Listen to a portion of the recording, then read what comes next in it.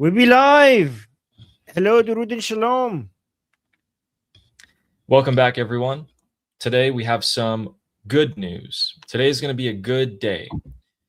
Trump has called a meeting that's going to be taking place tomorrow in Qatar, while the IRGC have flat out come and deny it. The MOU has been physically set on fire in the Islamic Republic.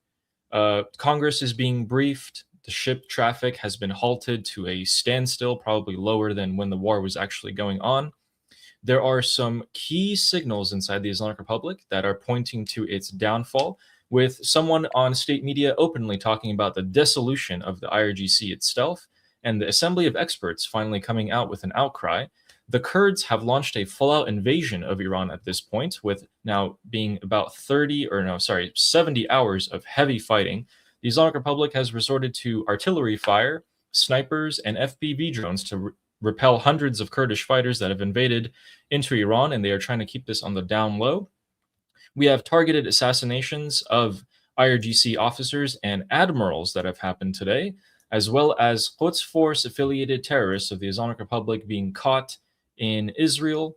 I have allegrams for you guys today, and we actually found out where the United States Air Force has finally moved all of its tankers from out of Israel into another airport in the Middle East. So it's Qatar and another one. There is a lot to get into. And additionally, we have a really funny document that the Islamic Republic has leaked out where they are recruiting the mentally insane. We're going to get into all of that and more, including Araghchi almost getting physically beat up by people in Iraq in his visit. So let's get into it. Today is going to be a great day, in my opinion. How's that sound? Does anyone want to see? Yeah. Oh. So, with that, let's get into the map so you guys can kind of see what's been going on. So, starting off with today's biggest piece of news, we have Donald Trump saying that tomorrow there will be a meeting in Doha. Iran has requested a meeting, and it will take place tomorrow in Doha. Well, literally, I think we have no map. 3 hours. Oh no, what happened? Why did it just disappear? Huh. There we go. Bring it back. Okay. Guys, take a look at this. So you guys can read this. I'm going to make it bigger. The President of the United States said that Iran has requested a meeting and that it will take place tomorrow in Doha. 3 hours later, the Deputy Foreign Minister of the Islamic Republic comes out and says, we are not meeting tomorrow in Doha. So looks like more of the same that's been taking place over the past few months. Nothing new at this point. It does seem, though, that the truth of the matter is the Islamic Republic and the United States will be meeting in Doha tomorrow, but it won't be direct. They do already have a CENTCOM commander and an IRGC commander in Doha. It seems like the Qataris will be shuttling back and forth in between rooms for these two to speak. I don't think anything's going to come of it because President Donald Trump in an interview came out today and said that they will be talking about the nuclear issue when it comes to this. And the Islamic Republic said, what do you think is happening? Like, what is that? Okay, explain to us. So is there going to be a meeting in your opinion, or is there not going to be a meeting? There is going to be a meeting, but it's not the hype at which it's going to be. President Trump says we're going to talk about nuclear tomorrow. The Islamic Republic is flatly saying we're not even going to meet tomorrow, much less talk about the nuclear. But their representatives will be meeting. It just won't be face-to-face. It'll be like Qataris running from this room to the other room. Like, he said this, he said that. Can you show the foreign ministry's message? Go a little bit to the right. There we go. So foreign minister spoken, we have not yet entered the negotiation phase for the final agreement. According to Article 13 of the Memorandum of Understanding, the start of the negotiations for the final agreement is contingent upon the initiation of the implementation of Articles 1, 4, 5, 10, and 11, and the continuation of their implementation. So they're saying, like, you're violating everything, so we're not going to meet. We're not going to meet, much less even talk about the nuclear. Yeah, apparently. So, like, this is what he said. He said, in the coming days, there will be no negotiation meetings at any level with the American side. And that's Baghai saying that. Well, Baghai, I think they are going to meet tomorrow, actually. So, interesting. Nail Bunny has a super chat, which is very relevant to what is happening right now. So we might as well read it now. You want to read this one? Nail Bunny, thank you for the super chat. She says they totally have a date to meet under the bleachers after school to make out. Yeah, I think Witkoff would love that. Witkoff's going tomorrow. Witkoff and Kushner are going to be in Doha. I don't know if they're going to meet face to face with any IRGC representative, but the CENTCOM they should be on a, based on when the meeting is supposed to happen. They should be on a plane like now, like, you know, they should. So it would be weird if the Witkoff shows up in Doha and there's nobody there to meet with him. Yes, exactly. So we got confirmation today that Marco Rubio, and Steve Witkoff have briefed Congress today about the upcoming meeting with the Islamic Republic and where it's being headed. Subsequently, Witkoff took a plane and he is currently flying to the Middle East. We have a statement from President Trump. Yeah, they are. They're on their way. And we have a President Trump statement. He has come out today and he has had an interview in the White House. And this is 37 seconds. You're going to hear a lot of the same that we've been hearing. There'll be a meeting on that tomorrow in Doha. And they're going to Qatar. I think they've already left, or they're just about getting ready to leave. So we'll see how that goes. But we're doing very well on that front. But the meeting in Doha is going to be perhaps important, perhaps not. We're going to find out. But we're winning militarily. It's almost won militarily, I would say. And it's really very simple. It's the denuclearization of Iran. We don't want them to have a nuclear weapon, and they're not going to have a nuclear weapon. And they've agreed to that, in all fairness. I thought we already won militarily, but we're almost there. And it might be important. It may be not. So we'll see. Again, largely a lot of the same things that we've been hearing. I must say, though, regardless of what they're saying, it is looking pretty good. You know, we have to, what the Americans are doing is working. I know a lot of the narratives and the ups and downs and the way they're talking about this is frustrating. But whatever, like, regardless of what's on the MOU and regardless of what is being posted and what people are saying, you know, it's kind of, that's its own thing. But what's actually happening is the Islamic Republic is being disarmed from internally, externally, outside of Iran, inside of Iran. Things are moving, not as fast as we want, but they are moving. And that's great. I mean, they've been defanged, or they're starting to be really defanged, and we can start seeing that. We have more visuals, just like yesterday, where we showed that tunnel being blown up. We have something very similar for you guys that I managed to find that the IDF has also done. Before you do that, a lot of people are upset that you didn't put the counter on. People keep saying counter. Yeah, I just put it.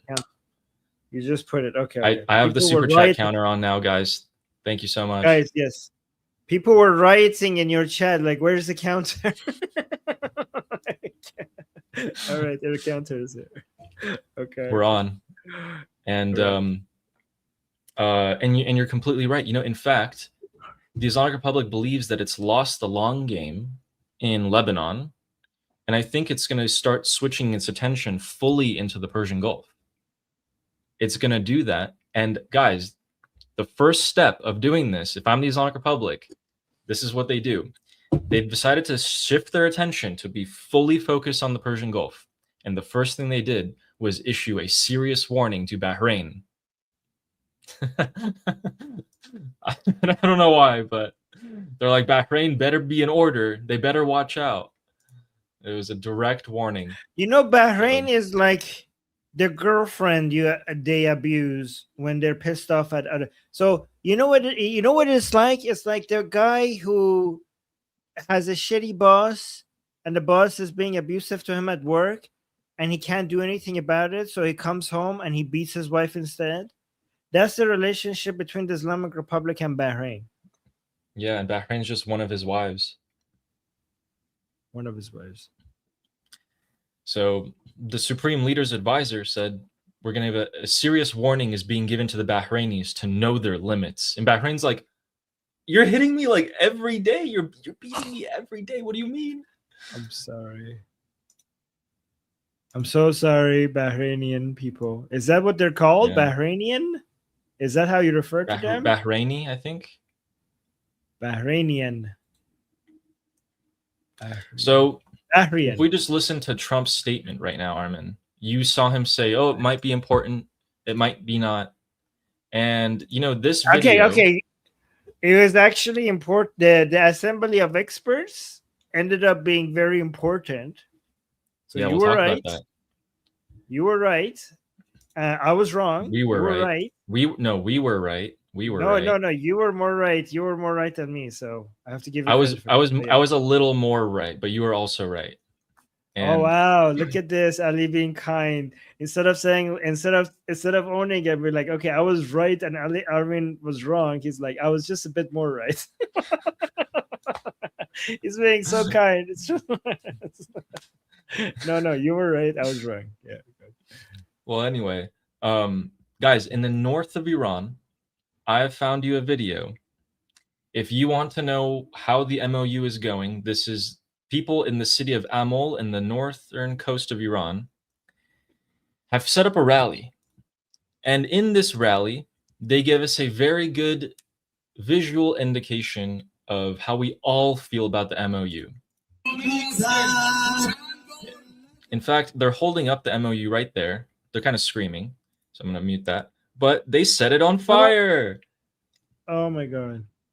Guys, that's the MOU. They're setting the MOU on fire. Yes. We're finally in agreement for once. Set the MOU on fire. Literally, the MOU is on fire. This is great, by the way.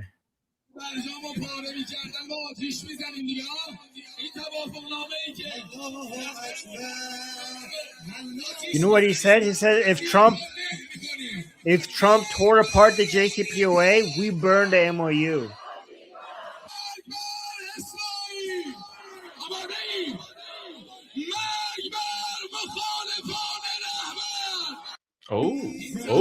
Magbar Mukhalafan Rahbar. Oh, so they said death to America, death to Israel, death to the people who disagree with the Supreme Leader. Oh, That's yeah. us. That's us. Yep. So Crazy. that's the best visual representation I could possibly find. And, this is great, by the way. We have rallies of people going out and saying, did you see the video of somebody in the rally defending Ghalibaf and chanting for Ghalibaf and people responding? No. Yeah. So we have rallies in favor of Ghalibaf and we have rallies where people are burning the MOU. Sweet. So and this is just one sign. Yeah. But the people in this town have, maybe we have a single second where we agree on something. So there's that. And before we get into the rest of the news in Iran, which is there's a lot of that you guys are going to be like, what in the world is going on? I mean, we have everything from assassinations of admirals of what's left of the IRGC Navy to Aravchi being almost physically beat up if his bodyguards didn't step in. And we have video of that, to graffiti. So first, let's get into this really important piece in Lebanon. Guys, today, the IDF has conducted more and more strikes in Lebanon. Some massive explosions coming out. In fact, we'll show you guys the airstrike first before we show you what the Lebanese military has been up to. So this is the city of Tyre, which is the southern coast of Lebanon. And that's what it looks like today. So the IDF is going after Hezbollah to a maximum extent that they could possibly do. These are just one of several dozen airstrikes they've conducted today and last night. But going to Beirut in Lebanon, Armin, check this out. The Lebanese army is going to be deploying today in 2 villages under the supervision of CENTCOM Commander Admiral Brad Cooper. The Lebanese, ladies and gentlemen, we have the Lebanese army commanded by Admiral Brad Cooper. That is where we're at today. Things are moving fast. And he has landed. Say that one more time, but slowly. Admiral Brad Cooper, the commander of CENTCOM, one of the highest ranking members of the military of the United States, is going to be directly commanding the Lebanese military to kill terrorists. He's been waiting for this his entire life. And he has met with Lebanese President Aoun, and they have reaffirmed that they will be working together. Guys, this image right here in this video, what do you think Hezbollah supporters will be thinking and saying when they see the Lebanese president sitting next to Brad Cooper, and then they hear that Brad Cooper himself, the god of war, is coming for them directly? Wow. Wow. What a day. One of the And greatest commanders of the U.S. Armed Forces is now leading the Lebanese army against Hezbollah. Wow. not only that, but he's saying, CENTCOM has said that Admiral Brad Cooper engaged with all of these leaders in Israel and Lebanon. So he actually touched down in Israel, met with the military commanders of the IDF and others there, then went to Lebanon to meet with the military commanders and the president of Lebanon there. Now he has come out and said that we will be helping them. Our 50,000 American service members are currently operating across the region, remaining vigilant and ready. There will be air support, I believe, from the United States military in some capacity, maybe not direct fighting because, the MOU, but it seems like they're going to be helping. So F the MOU, apparently. I don't know. Yeah. Yeah, you're right. We went from holy shit, Ali. Yeah. We went from stopping Israel, or United States stopping Israel from attacking Hezbollah, to United States attacking Hezbollah itself. Yes. They're like, hey, Israel, stop. We're going to hold you guys back. Let us do it. Does this not confirm, Ali, that we were right to tell people that the MOU is irrelevant? America is going to do what America wants to do, and this MOU is just a pause so that they could recover and also go through the elections, maybe, perhaps, right? Doesn't that absolutely strengthen that position? Yeah.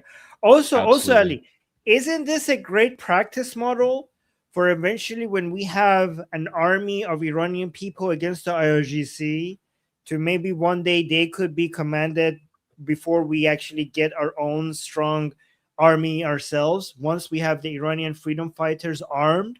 Isn't this a good practice for having a U.S. commander coming and leading them once we have enough Iranians armed against the Islamic Republic? This is good practice. Completely correct. And that's a very smart idea.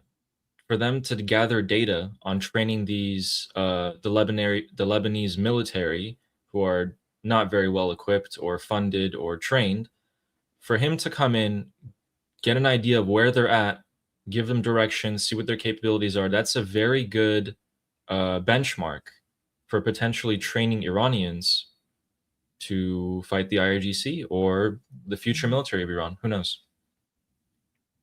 This is some very good data gathered to fight terrorists. So yeah, this image right here is going to be pushed to every Hezbollah channel in existence.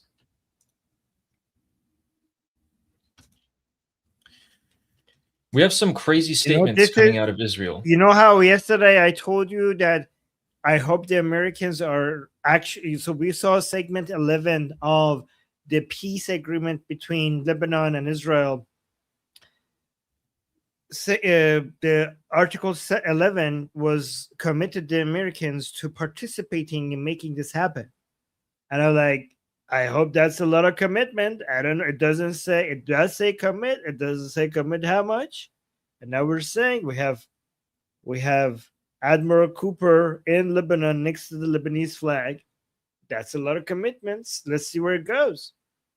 It is. And so, ladies and gentlemen, by signing this MOU, not only has the Islamic Republic signed a deal with the Americans, but it's also losing on every single front of the MOU.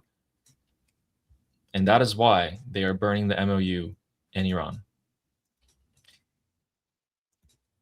We have a very interesting statement that came out of Israel today by Israel's Defense Minister Katz. Israel Katz said two big things. I don't want to say crazy, but big things. He said Trump linked Iran and Lebanon because he wants to reach a deal with Tehran. Okay. That prevented us, Israel, from delivering a massive blow to Hezbollah across Lebanon. The defense minister of Israel is saying that Trump held us back from finishing off Hezbollah. Then Israel Katz informed the commander of CENTCOM, Brad Cooper, we will not withdraw from the security zones in Gaza, Syria, or Lebanon, which we also know that Bibi Netanyahu has said that. We're not going to leave until all of Hezbollah is dealt with. The fighting with Iran will resume either because President Trump decides the negotiations have been exhausted or because Iran fires at Israel. If Iran attacks, it will be Iran's third war. He also said, Israel Katz today said that we have prepared Operation Blue and White in preparation for the IRGC's attack on Israel. If they strike us, we will destroy them with or without America. So Israel Katz, official statement, if the IRGC fires on us because we're destroying Hezbollah, we're going to mess them up. We have an operation already named, ready to go, Blue and White. That is a huge statement from Israel Katz. We also if you guys have been watching our show, you kind of already knew that Israel was going to fire back at the IRGC anyway. Wow. I mean, Israel's really doing a lot here. Israel's been going at them. And kudos. My hat's off to you. IDF, Israel. Thank you so much. Israel is fighting on all fronts and winning. All fronts. Absolutely. And before we get into the Islamic Republic news, there's one more good piece of news that you guys really liked. There it is. So in Gaza, we have some big news coming out. In the southern part of Gaza, we have this. The IDF posted this saying a 16-kilometer long underground tunnel has been found in Gaza. This tunnel complex included 80 living quarters, so hundreds of rooms, hundreds and hundreds of rooms. And let's take a look at this. And I'm going to show you what they did with this tunnel afterwards as well.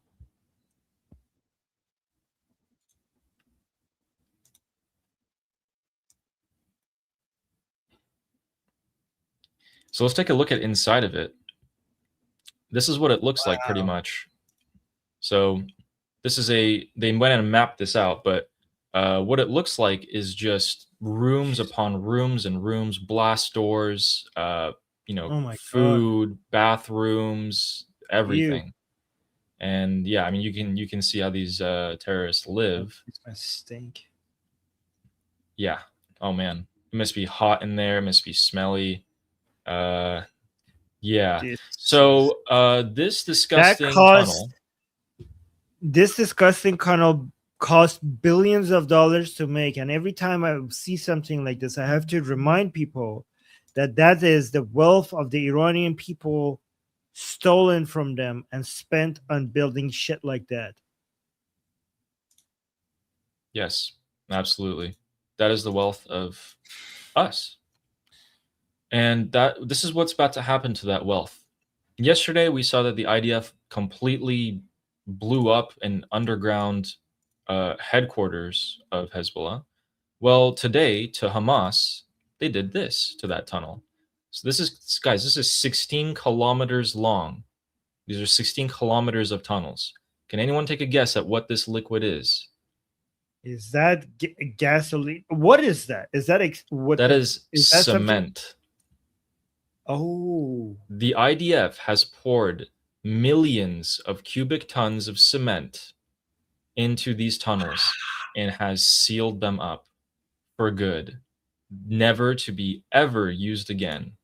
This is what we're looking at. Wow. Yep. Amazing. It's pretty cool. Oh my god, I fucking love I fucking love the IDF. I don't know if I could express how much I love the IDF enough. You know what I need? I have an Israeli flag behind me. I think I need an IDF flag behind me as well. I need an IDF flag behind me. Additionally, on the Israeli-Syrian border, it seems like two terrorists that were affiliated with the Quds force of the IRGC. So the IRGC has a Jew hunter, Jew killing force called the Quds force, which is their like foreign legion or something. And these two decided to sneak in from Syria with supplies and weapons into Golan Heights, where they attempted to ambush a Israeli outpost and murder them. And the IDF caught them and completely, well, they were eliminated.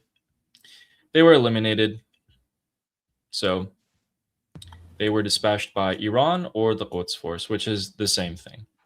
So this happened last night. Perfect. All right. Here we are into the Islamic Republic's news. Okay, let's start with the biggest parts. So the regime's clerics have actually, well, the Kurdish invasion is probably the biggest part. So guys, here in northwestern Iran, on the border of Iraq and Iran, where Erbil, this is an Iraqi city where the Kurdish separatists largely operate in and out of, and also there's an American base there. They launched an invasion of hundreds of Kurdish fighters across the border of Iraq and into Iran. For the past 48 hours, there have been heavy clashes on this road in between the cities of Piranshah and Mahabad. And they're attempting to take this entire hill and / mountain range with this important road being caught in between a huge canyon. This has led to them incurring massive casualties, actually on both sides. So today, this is the update. Heavy fighting continued for a second day in this road, in this area. The IRGC has taken up arms against them with mortars, rockets, and drones. This area is completely cordoned off. There is GPS jamming. There is there's like a blackout of information on this. And yeah, so reportedly, the local sources of the Kurds have reported that 200 rockets have been fired to them so far, as well as drones and mortar rounds from artillery. The Kurds also claim that they shot down a Iranian UAV, a drone with a sniper rifle. I don't know, but it does seem like. I hope that Israel is not arming these separatist groups. If they are, that's not good. But go on. Yeah, it's hard to say because that kind of actually was their plan, but it does seem like several IRGCs. So the IRGC is actually, in my opinion, under-reporting their casualties here, as well as the Kurds. They've been fighting very intensely for almost like 2.5 days now. The Kurds say, yeah, we have less casualties on our side and more casualties on the IRGC side. And the IRGC has not come out and said anything about this at all. So the only thing that they said in the local news was that the Sepah, the IRGC, will remain deployed in this area and that military operations are going. Please stay away for your own safety. You know, one thing I could promise you guys, once Iran becomes free and prosperous, we will go against these separatist groups way, way, way more aggressively than the IRGC. You know, and you know how I know that? Because we're not going to be wasting our resources to create militia groups in Iraq, Lebanon, Syria, Yemen. We're not going to be wasting our resources building missiles to throw at Israel. We will use all our military budget to defend our borders, which means that we're going to go 100 times harder on anybody that even thinks about challenging Iranian border integrity.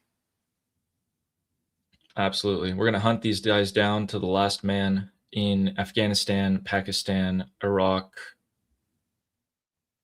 wherever they are, actually, Lebanon, wherever they may be, we will get them. Somebody's saying, how do we know if it's the good Kurds or the bad Kurds? The good Kurds are not armed. The good Kurds are not communists. They're not communists, and they don't have a standing militia group. These are communist separatists. They're not the Kurdish Iranians. They want their own country. They want nothing to do with Iran. They want to carve out a piece of Iran and take it for themselves. That's why we hate them. So moving on eastwards towards the capital, on Islamic Republic state media, we had an insane suggestion be made. Something that has never been said before has now finally been said. حتی یک تهدید ارزی فراتر از دهنش بخواد بکنه، من اینو نقض توافق تلقی میکنم. از این داریم تا انحلال سپاه اصلا که شما بگم انحلال سپاه رو دیگه تو پیگیری دارن میکنن در داخل. با اطلاع دارم به شما میگم. واو. فکر نکنید منویاته. به شکل سیستماتیک انحلال سپاه داره همین الان در برخی از محافل پیگیری میشه. What do you think about that? This video is going viral on Iranian social media.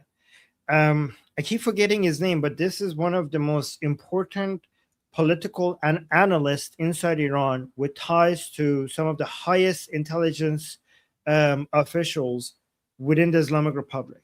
And he's saying, I'm giving you this with direct information that their discussions regarding what is it called in English? Dismantling. The dissolution. The dissolution dissolving. of IRGC. The dissolution of IRGC is being discussed at the highest levels within the Islamic Republic. They're talking about dismantling the IRGC. IRGC. Again, this is, guys, just because they're talking about it, it doesn't mean that it's going to happen soon. But the fact that they're now talking about it means that everything we predicted that will happen is happening. Like, we're moving exactly in the direction of the suits trying to dismantle IRGC. The suits, basically the negotiation. Right now, the negotiation facing track has the upper hand, and they know that their survival requires the IRGC's grip on the economy being over. And they, now that they have the upper hand, they want to lose this opportunity as a way to push forward with the, what did you call it? The dissolution of IRGC. Yeah, the dissolving. The fact that the fact that this is now being openly talked about means that we're sprinting towards that direction. And we told you that this is going to happen 5 years ago.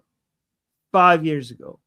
The attempt for it, actually, which is speeding things up.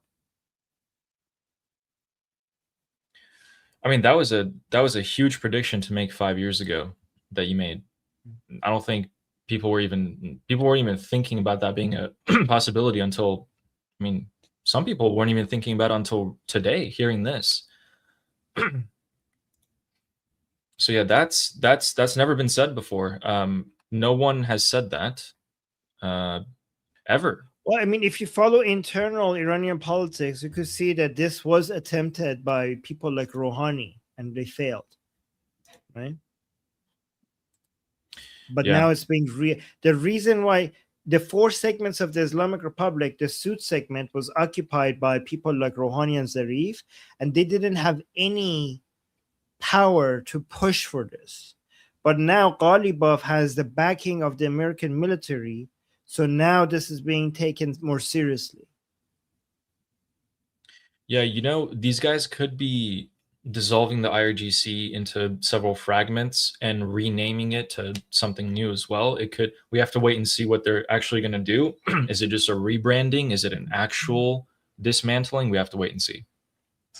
That is a very good prediction, Ali. And you know what's something similar happening inside Iraq, right? So in Iraq, the proxy groups that are being removed and the politicians who are being arrested, and some proxy groups are disarming willingly. You know what the Islamic Republic is doing? The Islamic Republic is creating new proxy groups that are in the, you know, shadow proxy groups in Iraq to replace these proxy groups that are more directly loyal to IRGC. That makes total sense. Yeah. So even if the IRGC is collapsing, we will probably have other within the Islamic, until the complete fall of the Islamic Republic. Even if that does happen, I would predict that there will be different groups operating within the Islamic Republic that are still IRGC-ish. You know? Yeah. Yeah, but you know, thankfully, they spent so much time, so many years and money to build up these militias. Now that they're being dismantled, it's going to cost them a lot more money and time, which they don't have either of right now, to be building up these new ones. So either way, this is a big win, and that's great. I didn't know that they were building them up again. That's crazy. It makes total sense. Yeah, and though. also, no, well, no, they're not. They're doing. So there are like 4 Shia proxy groups in Iraq that are refusing to disarm. I think there's 3 that accepted to disarm, and the Islamic Republic is doing 2 things to the ones who disarming. They're like, they're first reminding them that you have no right to disarm. These are our guns, so fuck you. You cannot just give it away. They're threatening them, and at the same time, they're creating new proxy groups. That's company-owned material. You have no right to get rid of it. That's yep. Yeah. By the way, you know what a big admission that is? Yeah, proxy groups in Iraq saying like, fine, we'll give up our weapons. The Islamic Republic coming out like, wait a minute, that's ours. You cannot give that away. So yeah, come again.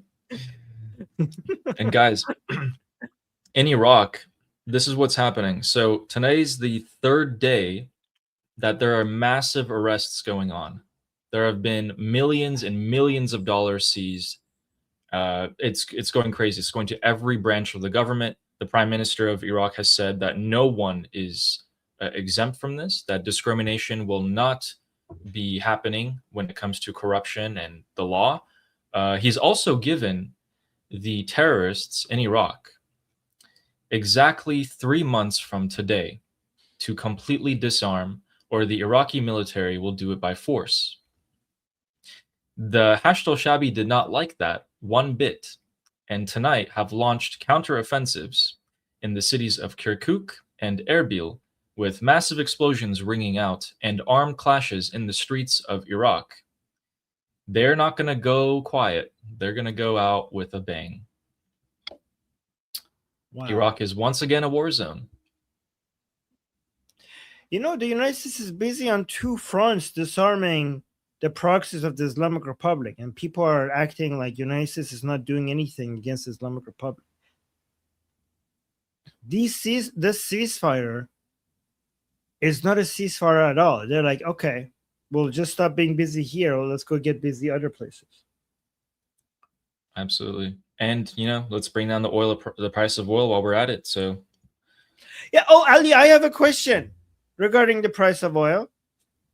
Why the fuck did the price of oil remain low after the heavy military, 2 ships attack, Bahrain attacked, Kuwait attack, Qeshm Island, Sirak Island attack, and oil prices were like, oh my God, the markets are closed. What if they were open? Oil prices will go to the roof. And then the markets open 73. We went from 72 to we went from 72 all the way up to 73. What is happening? Yeah, that's like a percentage increase, like not even. Here's what's happening, guys. Great. Remember when I told you a few weeks ago during Operation, actually it wasn't an operation. So during that time, the strait was closed, or so we believed.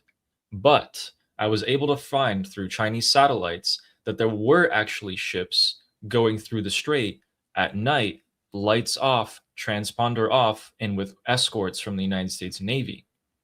Well, that is happening once again. During the night, there is a elevated activity of United States Air Force refueling tankers, which means fighter jets, and United States Navy warships. These are undoubtedly escorting ships throughout the night, which has caused the price of oil to not jump and stay the same. They're doing it again.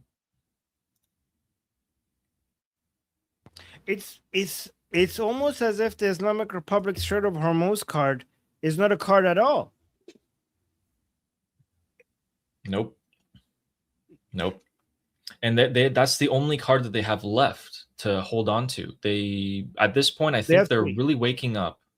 They're waking up to the fact that they're losing their proxies and there's nothing they can do to stop it.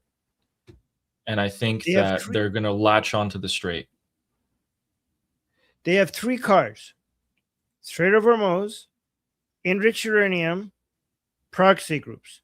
From the proxies, Hamas, Houthis are no-shows. They're like, we can, like, not useful anymore. Oh, Houthis not MIA. Hamas defeated completely, almost completely. Assad fallen. We only left Iraq and Lebanon, Hezbollah in Lebanon, and Kataib, Hashishabi, and the other Shia proxy groups and politicians in Iraq. The Strait of Hormuz leverage, in my opinion, has been useless. It's only relevant before elections, but that's about it. The proxy ones, Israel has done it a lot in defanging that. United States is finishing the job. It seemed like with Hezbollah and Iraqi militia groups, the only thing would be left would be the enriched uranium. That would be the only one left. If you could get that out with a deal, the Islamic Republic would be completely defenseless. That would be your green light to go in and execute them. Absolutely. You're absolutely right. You want with them. Yeah. You're completely correct. By the way, that tunnel that we showed was a Hamas tunnel. That was their headquarters. That was it. It's done. It's over. They got nothing left. In fact, their leader came out and begged the IRGC to not forget about them. That is his response. So yeah, even the Strait of Hormuz.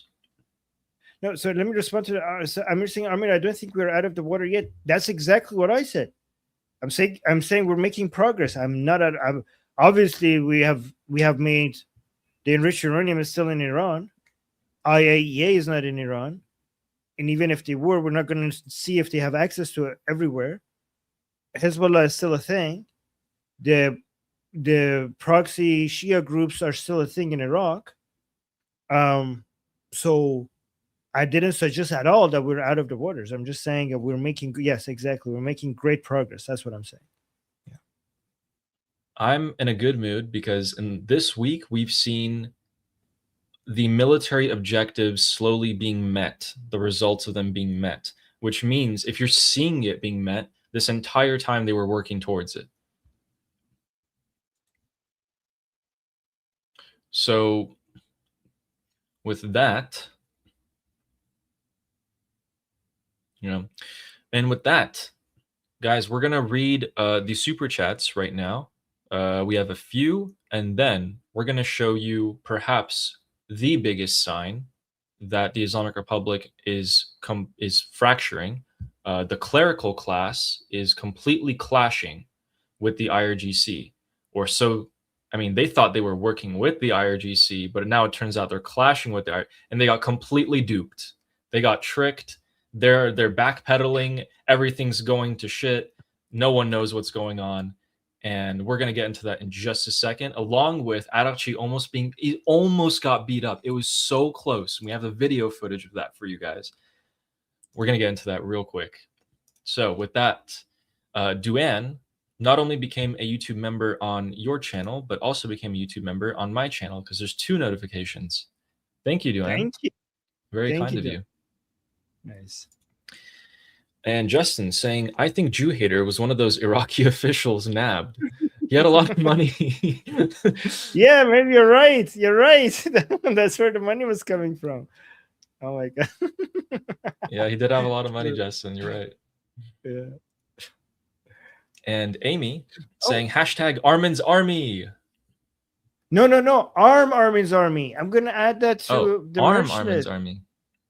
Ooh. Ooh. That's a merch that I will make at some point. That's good. That's a good one. Armin's Army. Okay. I'm going to add that to our list. Thank you, Amy. Giving the business ideas out there. And Fleshy Interloper, who is very kind to me, very much. I appreciate you. Saying, looking forward to Aligrams. Yeah, I do have a few for you guys. Me too. Yes, I do. But in general, like, I spend so much time scouring through, and my Farsi reading is very slow, so I do translate the big paragraphs. These guys are just, I'm so sorry, but they are so retarded. It is like reading it's like reading Islamic brain rot half the time. I'm worried that it infects me. Thanks, Fleshy. And Lior says, Armin, did you and Goldie break up? No more IRL? No, I don't think so. I don't think so, right? Yeah. No, I love Goldie. Go support her. Make sure you subscribe. Yes. Love her work. Support love her Goldie. advocacy. Yes. And legitimate okay. I'm just gonna call you legitimate. It says, I love you both. The first thing my dad said when he saw the January massacre was that the Mossad should help Iran hunt down the Akhunds and the Ayatollahs and wipe them out. Payende Iran. Keep fighting for the truth. Yes, we will. No matter how long it takes. No matter how many ups and downs. Well, first of all, say hi to your dad and say thank you so much for the care and support. Thank you, Dad. Yeah. Have your dad show up with you. Keep watching. Yes. Tell us we appreciate. I'm curious to think. I mean, what do you think the older generation, like? What do you think, like the mamans and babas, like? What do you think they think if they were to like watch our show? Would they be like, oh yeah, this is cool, or they'd be like, oh, we already know all this, like of course we know? Oh no, they'd love it. This show? Okay, cool. Yeah. Oh my God, yeah, they love it. Okay, sweet. I know. I have actually reports that they love it. Sweet. Yes. And Fleshy Interloper saying, yeah, Brad Cooper commanding the Lebanese army. Literally. He's going to be standing there in the command room, right? Like he's actually kind of, he's doing what I would do for work, which is he stands right over the shoulder of like the Lebanese generals and is like, hey man, maybe you shouldn't like, maybe push a little bit over there to the left, to the right. Like do that. No, don't do this. It was just literally what I would do to heart surgeons. I would literally stand right next to their shoulder in the operating room. It's one aspect of my job, and be like, hey man, I think you're being a little too rough with the catheter there. And then they'd be like, shut up. I'd be like, okay, I'm just doing my job. And Sadato saying, great work, Addy. Keep it going. Thank you. Oh, Really appreciate that, Sadato. you're so supportive. What Yeah. would we do without you? Thank you. It's really nice when you know that you're delivering something to someone that they enjoy. Because previously, I mean, my patients are unconscious. I don't get to be like, hey, man, did you like that? No, they won't say a thing. Although you can turn down the sedative. You can actually ask them questions during surgery. But they won't remember anything. So I And think if Sadato Ali also goes back said- to his old job, he's gonna tell them like, "Hey, go back to subscribe, like and subscribe." Like, they just said it, subscribe. Downloaded it into their brain. Yeah. Yeah. And Sadato also said, "Bepish, bepish, bepish." Bepish. Yes. Well, thank you. Thank you, For as long as it takes, we will be here. Thank you, Sadato. Very kind. And Roman Cabbage saying, I'm Israel Chai for the IDF flag and a big stick. Oh, yeah, that's what you need. You should go out into the forest and just pick a big stick and then tie the IDF flag to that. Oh my god. Okay. Yeah. And then Anyway. And then no, that's just like that's your weapon. It's like the mullah, the sword of the morning kind of thing. Like, you know, that's what you use against the mullahs. It's just like it's a big stick. Hit up the gym owner, let it, you know, see if he approves of the big stick. Oh my god. Yeah, people are like, Addy's in a good mood today. What's going on? You are.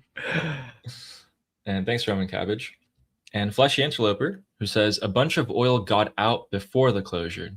Yes, millions and millions of barrels have gotten out, driving the oil prices down, but it seems like they're still getting out, and the price of oil is still going down. I mean, a weekend closure with reports of strikes and explosions and ships being hit every day only drove the price of oil a single $1 up. That tells us that ships are still moving down because we saw the same pattern 3 weeks ago. This is a huge win for America. I don't know if people understand how big of a win this is for America. Yeah, huge. Again, guys, this whole Strait of Hormuz thing is a show. It's all a show. Okay. Are you guys ready to read about the fracturing of the Islamic Republic?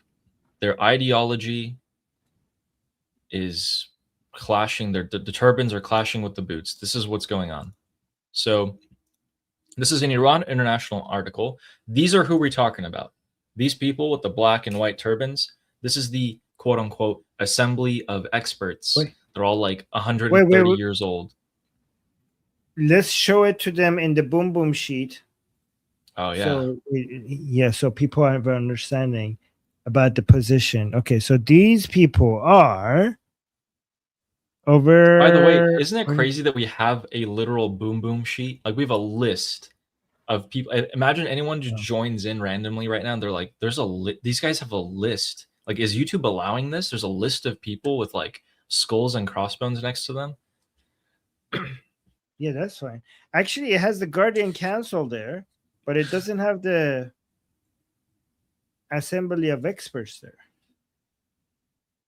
So the Guardian Council has half of the Guardian Council there. The Guardian Council and the Assembly of Experts are different. Yeah, they are. So yeah, the Guardian Council is basically yes or no to everything within the Islamic Republic. And there are 6 mullahs in it and 6 lawyers. So I don't know, it only puts half of them here. But the Assembly of Experts is like a lot more mullahs in there. And their job is to pick the supreme leader. So that's these people. Their job is to pick the supreme leader. Exactly. In fact, these guys are so old. Most of them are in their late 80s and 90s. They're so old that by the time it comes to elect the new Assembly of Experts, roughly a third of them have died. That's what we're dealing with. These guys are fossils. If you thought the United States Congress was bad, this is like 10 times worse. So, a rare, and by rare we mean unprecedented, public dispute has erupted inside the Islamic Republic's Assembly of Experts. So these really old Durkas came out and said, hey, the MOU, all this talk with the Americans, this is terrible. No. Stop it, cut it out. And they thought that they were being backed up by the IRGC. But here's the thing. The IRGC is not a monolith. They are factions. There are factions in the IRGC. So some of the IRGC came to the Assembly of Experts and was like, yeah, we represent the entirety of the IRGC, and we want you to come out and say this. We want you to come and support us, saying that, you know, Ghalibaf, Arabchi, Pezeshkian, bad, no talks with Americans, bad. And the clerics were like, what? Okay. And they said it. And so 60 out of 84 of them came out and said that this is completely, basically illegal. Stop talking about all this. Stop it all now. And then they realized that, oh no, the IRGC as a whole wasn't telling us to do this. It was only a few people in there furthering their own gains and using us, the Assembly of Experts, as a pawn. And now half of the Assembly of Experts, these guys are stubborn old men. They're like, you know, we still stand upon what we said. And some of them are like, oh, fuck, we messed up, and are trying to backtrack. So that's what's going on. And not only that, the head of the Assembly of Experts came out against this. The head of the Assembly of Experts came out and said, like, shut the fuck up. Stop speaking against MOU. So 60 out of 80 members of the Assembly of Experts, the most Durka mullahs of them all within the Islamic Republic, came out to say MOU bad. And the head of the Assembly of Experts came to the mullahs, the chief mullah told these other mullahs to shut the fuck up about the MOU.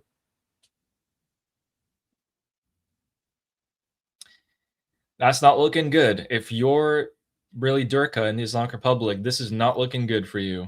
You're like, oh my God. This shows division at the highest fucking levels. You know, the Assembly of Experts usually doesn't get political. Their job is to just come here and, like, here's the Supreme Leader, bye. Now they got political, and as soon as they get, they're getting shut the fuck up. Like, that's not your job. That does not look good. It does not look good for them at all. This is, I mean, it's like a public humiliation for them. In fact, I mean, a lot of people are really amazed at what just happened. This has never happened before. This is the first time. So you guys can see that the Islamic Republic is starting to fall apart a little bit more quickly. And Casey Pierce here saying, have you seen what vigilantes in Ireland are doing? I have not, actually. Have you? No. Yeah, I'm not sure. No. What are they up to? Oh, vigilantes. Wait, let me just... Vigilantes in Ireland. That definitely means they're going against... They're acting against the Islamist migrants, right? Am I... Nail Bunny saying mosque on fire. Okay. Okay. Ooh. So you guessed correctly. Giant mosque on fire in Dublin. Okay. Well, these vigilantes are setting mosques on fire. Interesting. Thanks, Casey. I had no idea. By the way, guys, we are against Islam here on this channel, right? We're against mass migration. We're against illegal migration and also mass legal Muslim migration. From the Muslim migration, I don't even endorse the legal version of it, right? In my opinion, at least that's my opinion. I don't know if Ali agrees with that, right? But, oh, no, I agree with that. You agree with that? Okay. Oh, yeah. But we also are law-abiding citizens. Don't burn shit down. Fight mass migration. Fight Islamic migration. Fight Islam. Don't burn shit down. Or hurt anyone. Yes. Follow the law. This is a political battle. This is not a like kinetic physical war. Yes. Yeah. Again, for anyone wondering why we're against mass migration, it's a really simple thing.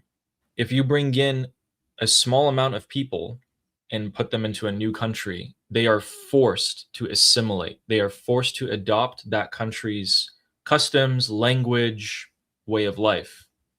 But if you bring in 10,000 Syrians and dump them in the middle of Berlin, they're just going to form their own community. They're going to keep their language, keep their customs, form their own laws, and they're not going to assimilate. It's just as simple as that. And we've seen that. That's just a fact. Also, if we say that bringing in Muslims at this high of a number would make stuff like this inevitable, that you're saying, it doesn't mean we're endorsing it. This is true. Many people have been pointing out that what you're getting was expected if you bring migrants at this high of a level from shitty places with shitty values to your country. What you're witnessing right now was inevitable. Saying that it was inevitable doesn't mean that we're endorsing it. Exactly. And Fleshy here addressing the burning of the mosque, saying, Durka tears, Ham's tears, Hezbollah tears, spoiled. Yeah, we got a lot of tears today. Hamas's Durka, Hamas's Hezbollah's. Yep. You're spoiling you. Ali is spoiling us today with so much. You know, the only Hamas thing is finally done. The only thing missing is commie tears. Well, well, actually, the Kurdish separatists are commies. Oh, we have commie tears as well. Kurdish separatists. There we go. We have the full guys. Look at this. What a beautiful day.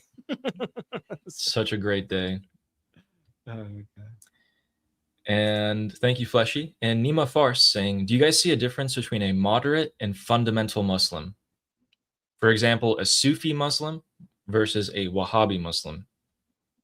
You got this. I don't know. Yes, the Sufi Muslim is more dangerous than the Wahhabi Muslim. But they're good people, so they shouldn't be mistreated. Well, I mean, the moderate Muslims are long-term more dangerous than the fundamental Muslim, but you should treat them kindly because they don't know that they're dangerous. Okay?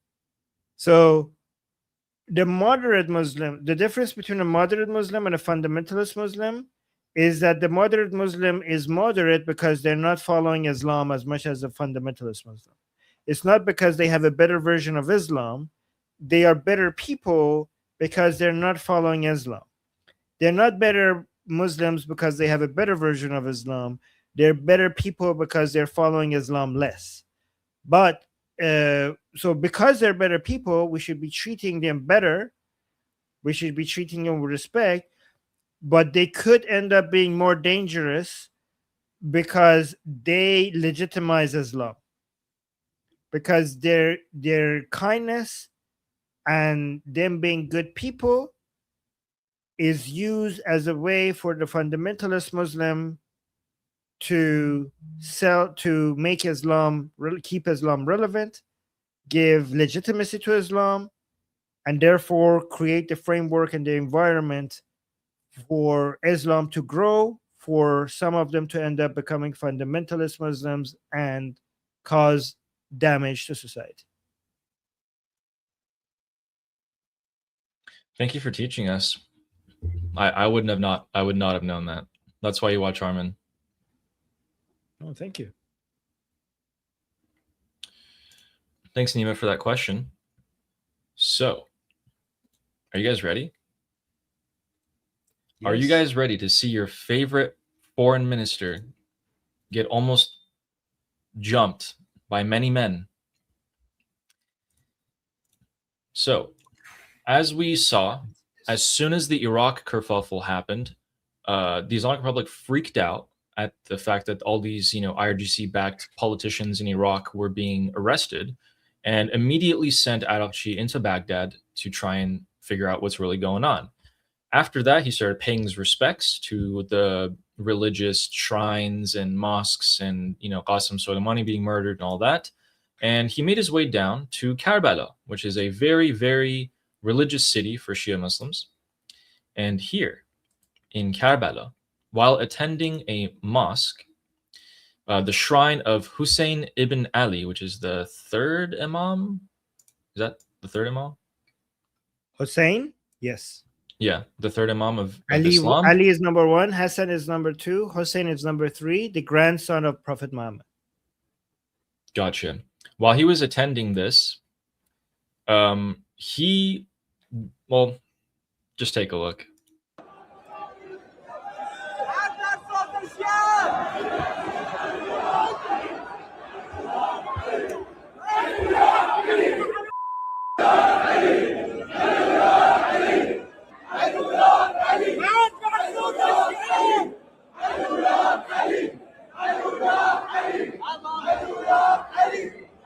So let me tell you what's going on. In the beginning, listen to what they're saying. Listen to what they're saying in the beginning. So they're saying death to the compromiser, the appeaser, the negotiator. Okay, so they're saying death to Marg Arakchi. bar sazishgar. Marg Yeah. bar sazishgar. And Arakchi himself is right there, and he is being surrounded by a mob. He has Hashd al-Shabi bodyguards. He has Popular Mobilization Front bodyguards. Super strange that a terrorist group is protecting the foreign minister of the Islamic Republic of Iran from being torn apart by, haters, but interesting. And then what ends up happening is that you see these guys, with the classic Iraqi mustache, these guys start chanting the counter chant of like Ali. What are they saying again? Ayullah Ali. It's Arabic. Like that. Guys, there's a mix of Iranians and Iraqis here. Okay, this is in Iraq, but the reason why there's a whole bunch of Iranis here is because this is Hussein's shrine. So Iranians is really religious Iranians. This is their most favorite place. This Hussein's shrine is more important to Shias than Mecca. Okay, so that's why you're hearing both Arabic and Persian in this shrine. So I don't know what the fuck they're saying when they're this Arabic chant, but the Persian chant was Magbar Sazishgar, which was deaf to the compromiser or appeaser. Anyone speaks Arabic here in the chat? To tell us what the Arabic chant is? Yeah, I don't know. Oh, they're saying Ali wiyak Ali. It means Ali, we are with you, Ali. Okay. Which Ali? We are with you. The Imam.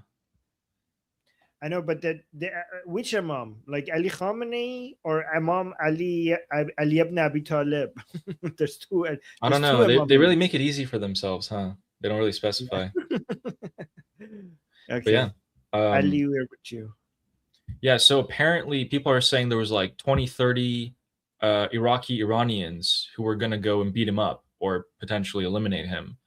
And these Hashd al-Shabi bodyguards formed a ring around him and then started a counter chant to provide support for Arakchi. So, he's not having a great time in the past few months. Let's just say that. I think he's resorted to doping and taking drugs to be able to cope with the stress. But so why did he move in there?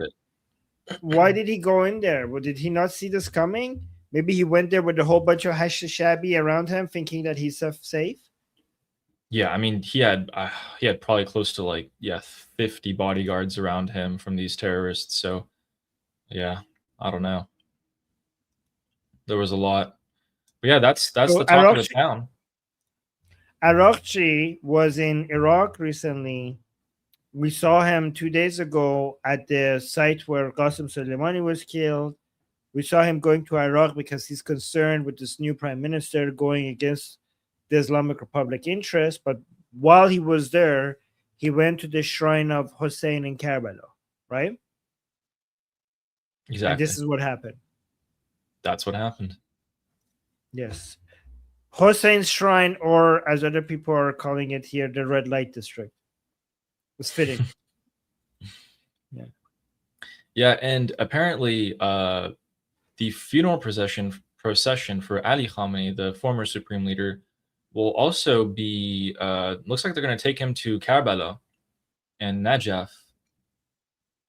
It's not 100% confirmed, but they're talking about it, so we'll see.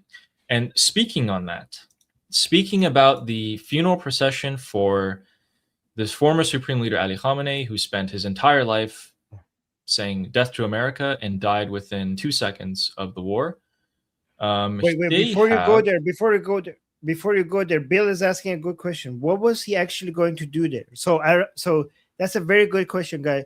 Bill, here's the thing. Arakchi was in Iraq at Muharram. Okay? It would be very bad if he, like, Muharram is the month all about Hussein, right? In the lunar Islamic calendar. So it would be very disrespectful of him to be in Iraq and not visit Hussein's shrine, as pilgrimage, given that he already went all the way there. So I think he was forced to pay Hussein's burial ground a visit. It was pretty much mandatory. Okay, let's go. Exactly. Just wanted to, yeah. And so, yeah, so the funeral procession of Ali Khamenei, the former supreme leader, is going to be happening on July 4th till July 9th. It's going to be a 5-day event, and there's going to be anticipated to be millions of people. So not only are all the regime supporters going to be showing up, but a lot of Iranian people will be showing up to finally get to see the dictator supreme leader dead and in a coffin. This will be a crowded out event and will require a lot of security. The Islamic Republic is low on manpower. They have resorted to, I can't believe this. The Islamic Republic has resorted to hiring or rehiring or giving weapons to the mentally insane. Yes, you are hearing that right. The Islamic Republic, because they lack security for this event, this document has been leaked.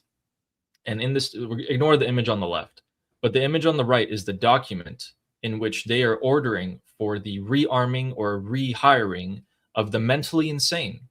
To give you perspective, they are specifically calling for grade 2 and grade 3 classified mentally insane. Let me give you perspective. Grade 2 means that you have mental disorders such as schizophrenia, massive depression, dementia, anything of the sort, but do not require immediate institutionalization. They don't need to put you in a loony house straight away. Okay, like you can roughly function as a human being. Grade 3 is that you are a threat to society. You are unstable and cannot show up in public spaces. Grade 3 is you have schizophrenia and have acted out and murdered someone or hurt someone or hurt people around you. That is grade 3. Okay. Grade 3 are now also being given guns and told to stand right there and provide security. I can't imagine what could possibly go wrong with something like that. Personally, I don't know about you guys, but that's the state at which they're at. That someone with schizophrenia who has previously shot other IRGC officers is now being rehired and given a gun. So I don't hope he continues to shoot IRGC officers, but if it happens, who saw it coming? Okay, I know you told me to ignore the image on the left, but I can't. What the fuck is the image on the left? Is that just I guess they're trying to look real professional there. I mean, he looks like in between a traffic, you know, the person who's like, that's traffic, go over there, and the police officer. I don't Is know. that their marketing? Like, just to be like, hey, come be tough. Like, is that for marketing? That's like, yeah, I think it is. It's like when you need to direct traffic at 5 p.m., but then at 6 p.m. you have like a ninja cosplay convention that you need to attend to. So, That's the Basij logo on him, right? Yeah. yep. Just a, yeah. He's just a really, really mentally stable guy. That's what he is. But I can't believe it. I can't. You're giving people, I kid you not. So when you guys saw clips back in January of those snipers on the rooftop taking meth out of a meth pipe, this is what we're talking about. They're giving them drugs so that they can momentarily have clarity. Like, that's how mentally fried these people are who are grade 3. Grade 2, they already have schizophrenia and all these disorders. Grade 3, they have schizophrenia and they've murdered someone, and they're giving them guns. Oof. So that's the state. That's okay. So that's Niruya and Tazami logo, I think. I think. If we go over here, like, no, bring it back up. So is that? No, it's not. Here, let me make That's it not bigger for this, you is so you it? can see. No, it's different. I don't know what that logo is. This is the police logo. Kind of looks like the same. It looks really similar. It's just Like red. really, really similar. Like these two especially.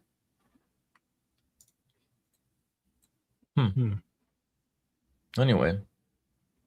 Who knows? Maybe it was like a DIY costume that he made. Oh, yeah. Oh my god. What world do we live in? So yeah, we're gonna have all the crazies out on the 4th of July. It's gonna be wild. And okay, big news. Did you hear about this? So in Kerman, guys, this is the like southeast-ish of Iran. It's kind of like more towards the central part. Here, we have confirmation that the rear admiral political deputy of the IRGC was assassinated. The IRGC, or so the news, is reporting that he died in a car accident. But we can see that if we go back about a few years and we take a look at some of the videos where the Sistan Baluchistan, the southeastern part of Iran, the freedom fighters there, their style of fighting is that they will use cars, pull up alongside IRGC, and just empty a magazine into that car. And they actually did that today as well, in addition to this. But what they are calling a car accident is probably that the rear admiral was assassinated and then lost control of his vehicle, and the car rolled over many times, and that is what they're saying happened. I think we all know the truth. You know, they want to say car accident, they want to say gas leaks. By now, we know what's actually going on. So what's left of the IRGC Navy just got a whole lot smaller. And additionally, going further east into Iran, right on the border with Pakistan, in Sistan Baluchistan, we have, let me just make sure I can show this video. Oh, I know. Okay, I'm so glad. Okay, yeah, I'm very glad I watched that video. I cannot show that at all. Yeah.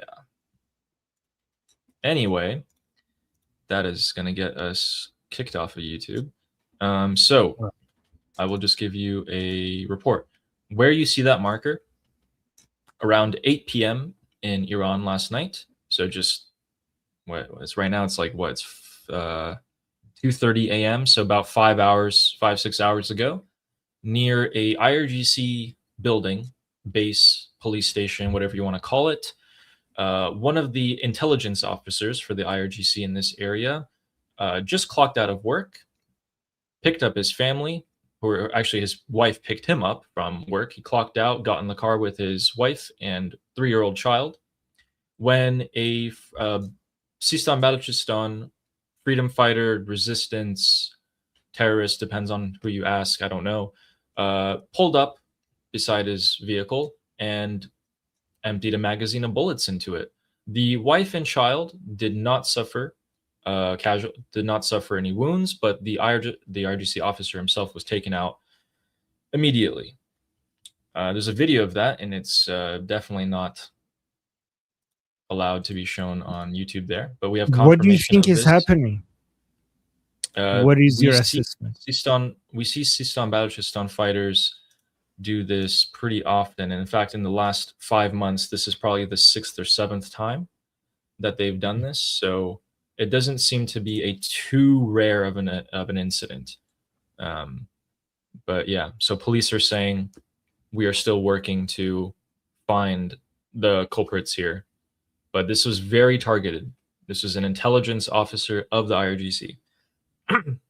They knew exactly when he would get off work. They knew exactly what car he was going to into. They were watching him, and they took him out.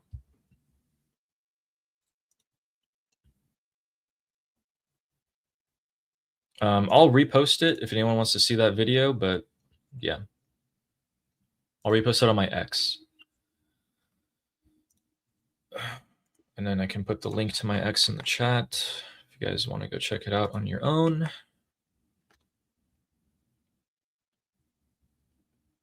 Yeah.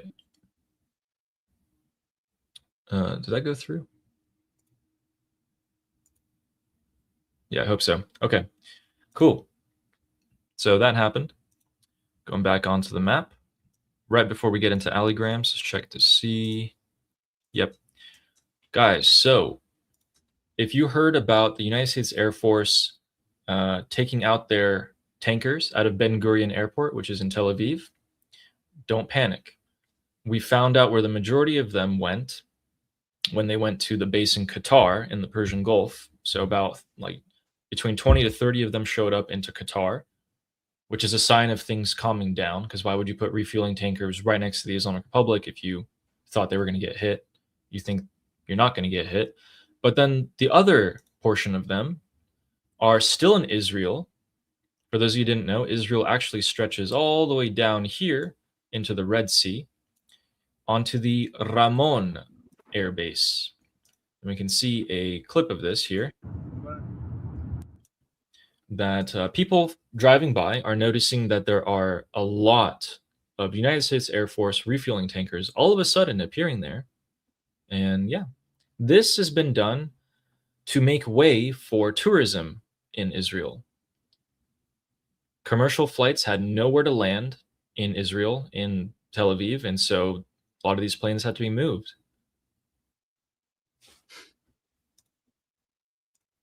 So just as a quick update, confirming commercial flights are not coming back. Sweet. So yeah, just as a quick update, you might have heard that the United States Air Force moved their planes out of Israel. They just moved them out of the Tel Aviv base. They're still right there in the Middle East, ready to go.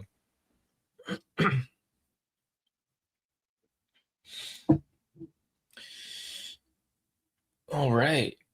Shall we let's show this. I kind of want to see what you think about this. So do you know where Ekbatan is in Tehran? Yes, it's a place. It's a neighborhood in Tehran.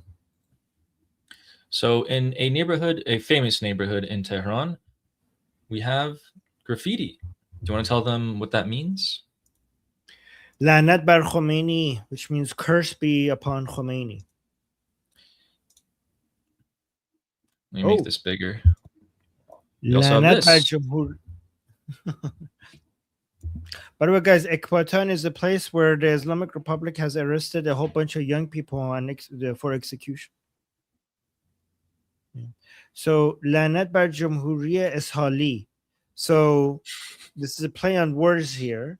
So it's supposed to say, "Curse be upon the Islamic Republic." The Islamic Republic in Persian is Jumhuriye Islami, Islami meaning Islamic. But instead of Islami, it says Ishali, which means diuretic, right? Like with diarrhea. poopy. So Islami in Persian means Islamic. Ishali means somebody who has diarrhea.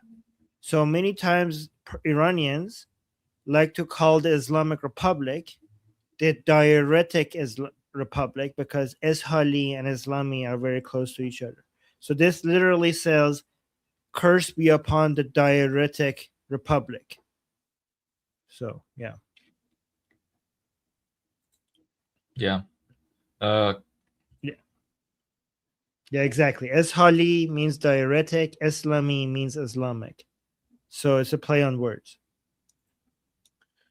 I have a quick update for you guys on the Kurdish invasion of the Islamic Republic. Right now, as it is about 2:30 a.m. in Iran, the fighting has relatively stopped. There are still shots being fired, but the clashes have broadened. There are more locations where clashes are being reported. So it does seem like this is a, pretty medium scale invasion with hundreds of fighters involved. Casualties have been confirmed on both sides at this point, and there was this other thing. Where is it? So local news in Kermanshah has reported that 3 local forces of the Islamic Republic, IRGC, have been killed so far. In my opinion, they are vastly downplaying the numbers of casualties here. So we'll see what happens soon. So, but by the way, guys, going back to those graffitis that Ali just showed us, that's really brave. Like you can see, the Iranian people are fighting. Like those graffitis are new, and the punishment for that is death. So just keep in mind that the fight is still alive and going on.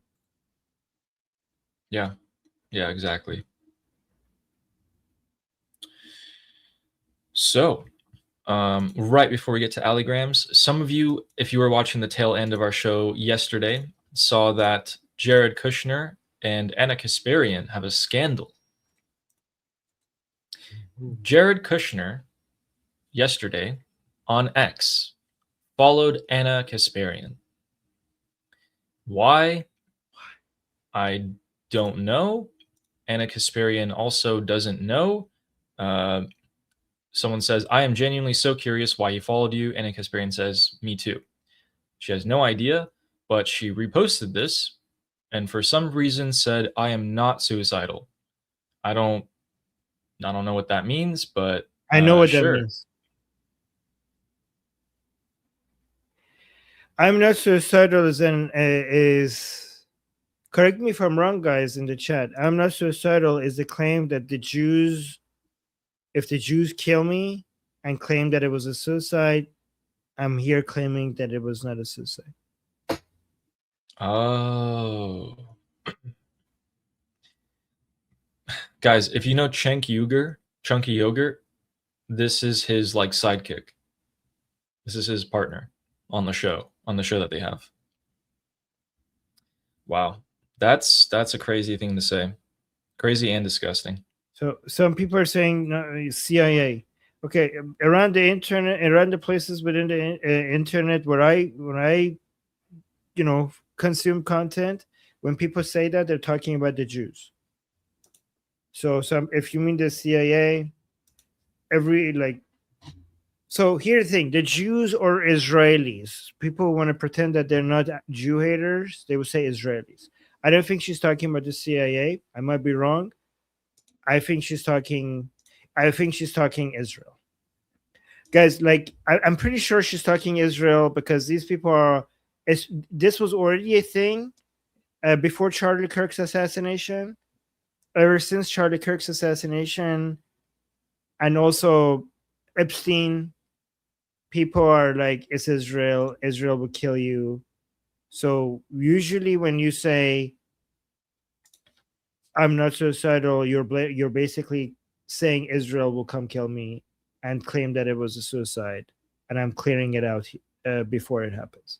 So I'm saying anti-Jewish. They will probably they would say like, no, we're talking about Israel or Mossad, stuff like that. Yes, exactly. It's a dog whistle. And yeah, Kat Miowski is saying some of these people think that it's the same thing anyway. CIA and Jews are the same thing. So stupid. Why is that super true? Uncle Coping says, if you don't like and sub, you're a TAERRO/RIST.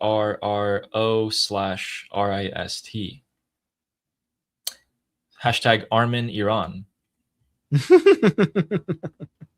Thank you. Thank you, Uncle Kobe. Yeah, if you guys enjoy the show, we do this every single day, bring you all the news, and we tell you what it means. So if you would like to drop a subscribe on both of our channels, please go ahead. It's much appreciated. So with that, speaking of channels, Jacob Western is asking a great question. Who is secular jihadist, and why are they stealing your stream? Armin, why are they stealing our stream? It's the jihadists coming after us. That's my backup channel. I would rebrand it to something liberty politics related at some point, but it's my backup channel in case something happens to liberty politics. But we need to rebrand that for sure. We'll do that. Yeah, we will. Yeah, it's secular Yeah. jihadists. Yeah. It's like, yeah. And Nima Farce saying her real name is Anne. Before you read that, that previous person, thank you for looking out for us, Jacob. Thank you. All right, let's go to Nima. Yes, thank you. Her real name is Anne Kosparian. that is a lot of bad words in Farsi. And Kospar, okay. Yeah. Oh the Iranians will get it. A lot of bad words there. Yes. And Cranberry has gifted 1 secular jihadist membership. Oh, wow. Wait, that channel got monetized? It was not monetized. It's monetized now? Thank you for confirming that it's monetized now. Holy shit. I didn't know that. So thank you. Thank you. Okay, wait. Or is it? Yeah, I'll check later. Yeah. So, for anyone who doesn't know, Armin here has been doing this for 20 years and is building an army of political freedom fighters. So if you're interested in that, or if you would like to come and discuss things with me or Armin, we have a discussion group. It's a platform on school.com. You join, there's calls every single day. There's a lot of other people who currently are watching who are also in our discussion group, and we all discuss things. If you want to bring up a topic, give your thoughts on this, maybe sometimes it'll help us. Maybe we missed something.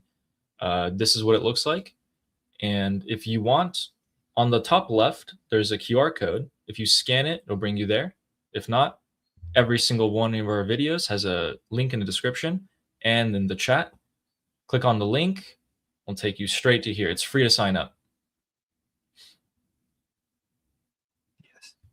Thank you. Yeah. And again, please drop a subscribe. I'm almost at 2,000. Almost. I need like, yes. Actually, I don't know how many more do I need. Let me actually link to your channel and my channel. Guys, getting so close to 2,000.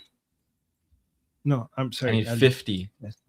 I need 50 people. Ali. We're at 2,000. Okay. Ali, Heck okay. Yeah. 50 people. Only 50 people. Woo. Wow, so close. You grew your channel so fast. Yeah, every day. I'm here every day. You know. Look at that. We're doing nice. it. Gonna get you to 10,000 very soon.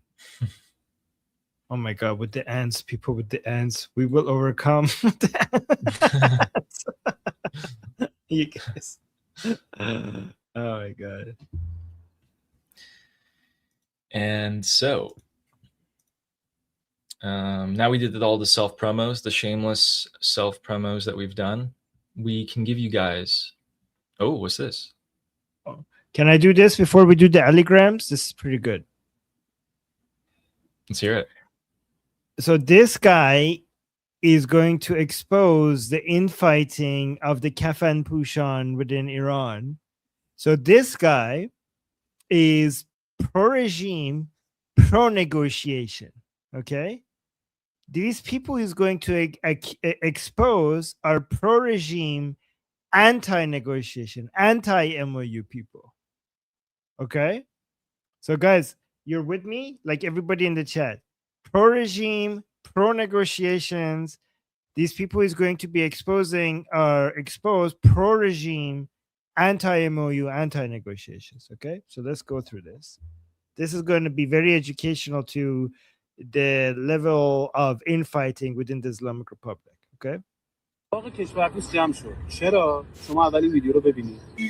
Let's watch this video. So guys, he's saying this gathering in it's called Keshwar Dus. This gathering was stopped. Like they came and took people away.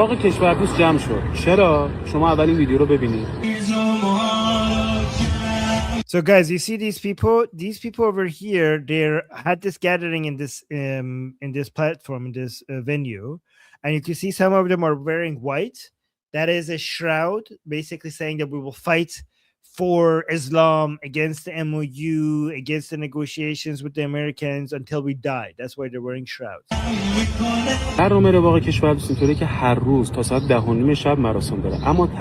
So you're saying these people, they're what they do is that they're there until 10:30 p.m. every night.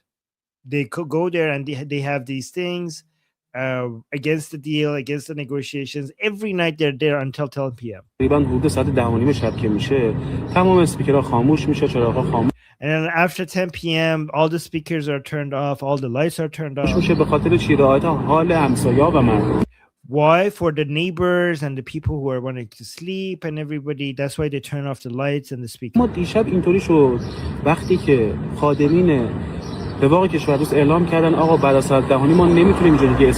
However, last night something different happens. When the people who were providing the services there, when last night when they said after 10:30 p.m. they have to turn off the lights and the speakers.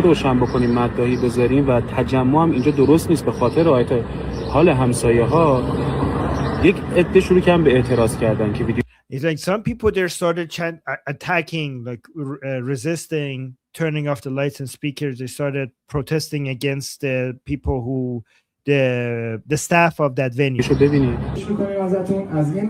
So you can see in the speaker, the staff people of the venue are saying like, please, we have to go now. We have to turn off the lights and speakers. So he's saying if you stay here from this moment on, this is going to be causing annoyance to the neighbor. So he's like, please leave this venue right now.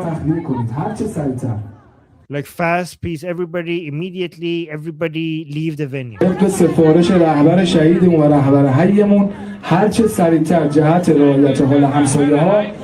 Like based on the recommendation of our supreme leader, please leave this area immediately.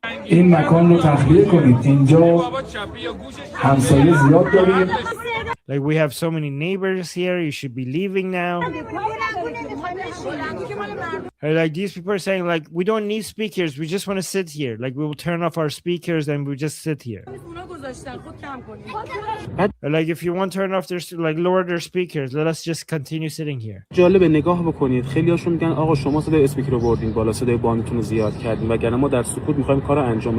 Like listen, like we could, yeah, he's basically repeating them. They're saying like, oh, you could just turn off the speakers, but we could continue what we're doing in without raising too much noise. ببینید چه اتفاقی افتاد. Like, however, look what happened. They said we will stay here without the speakers, but just a few moments later, this happened. They're using the speakers after 10:30 p.m. This lady with the microphone is using the speakers.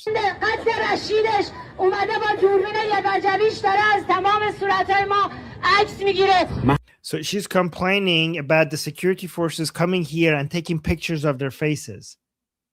So you're like, why is this big man coming here and taking pictures of our faces? حتی به چشم نیروهای امنیتی اومدن خواهش کردن از مسئولین این. Like, so even the security forces came in and they were asking politely these people. گفتن آقا نکنید این کارو درست نیست. چرا دارید ویدیو میگیرید میفرستید واسه شبکه‌های دیگه؟ Oh, Ali, this is the interesting part. Security forces showed up and they told these people, why are you recording yourself like this against the regime officials and posting this online? This is not good. This is going to make our enemies happy that you're coming here and attacking the officials and recording it and putting it online. This is, why are you doing this? Like, you're showing division basically among us. That's what he means, right? دیگه داره پخش میشه فیلم‌ها. بازم Like, he's saying these are getting published everywhere online. Stop recording this. توجه نکن. شما یکی از فیلم‌ها نگاه بکنید. Like, look, they didn't pay attention. Look at another segment of the video. چند نفر از اعضای این تیم خودشون دارن تصویر. Like, look, some of these people, they're recording this themselves. So here's a narrative that is like, people are trying to push. You're like, okay, if you are against the MOU, come out and protest against the MOU. But why are you recording it and putting it online for the world to see our division? And he said, look, I could show you in this video, they're recording it themselves with their own phones, right? برداری میکنن از این وضعیت. در چندین بار تذکر نیروهای امنیتی مجبور شدن برن باندو بردارن و وقتی باندو برداشت. So like after so many warnings, the security forces had to go and remove the bond, like the speaker, I think. نگاه کنید که چطوری دارن این Or now look what happened when the security forces went there to shut things up. This is what happened. امنیتی رو مورد ضرب و شتم قرار. So they started hitting the security forces. The people there started hitting the security forces.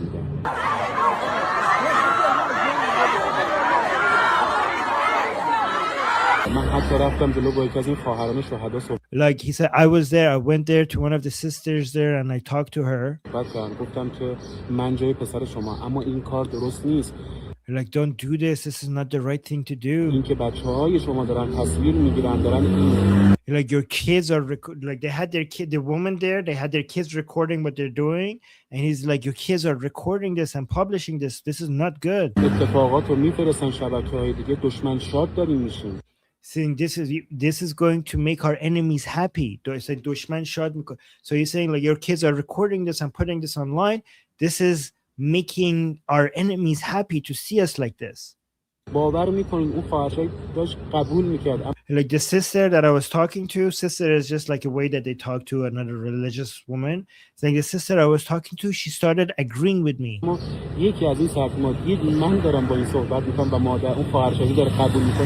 سریعا اومد جلو یه دستی کشید تو صورت این خواهرشاید گفتش که خواهرم حرفشو گوش نکن جهاد شما الان جهاد سکوته تو نمیذاری حرف.